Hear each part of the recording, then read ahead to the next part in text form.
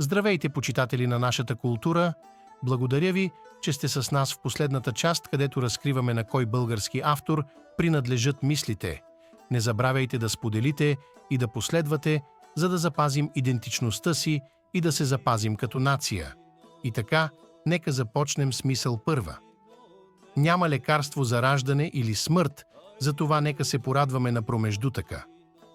Вместо да го разглеждаме като просто напомняне за краткостта на живота, можем да го видим като покана да търсим радостта и смисъла във всеки ден, вместо да се фокусираме само върху крайностите. Мисъл втора – обичай ближния си, но остави жена му на мира. Мисловният обрат може да бъде интерпретиран като напомняне за сложността на индивидуалните граници в отношенията и за важността на приемането и подкрепата, дори когато това изисква лична свобода. Мисъл трета – покаянието на лицемера е също така лицемерие. Освен като призив към последователност в постъпките, може да се разглежда и като предупреждение за това как фалшивостта в поведението може да се засилва, ако покаянието не е искрено и не съпровожда от съответстващи действия. Мисъл четвърта – никоя порядъчна пчела не чака съвет от дървеницата как се събира мед.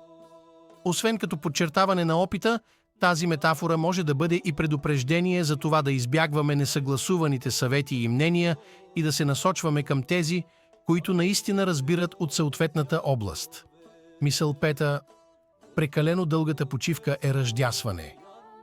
Вместо да го възприемаме като предупреждение за липсата на активност, можем да го видим като призив за баланс между работа и отдих. Като избягваме екстремите в двете посоки и дойде момента да разберете, че авторът на тези мъдри мисли е българският писател-хуморист, художник и краевед Чудомир. За да не пропуснете следващите вдъхновяващи видеа, моля последвайте и разпространявайте българщината. Войводата ви пожелава хубав и усмихнат ден.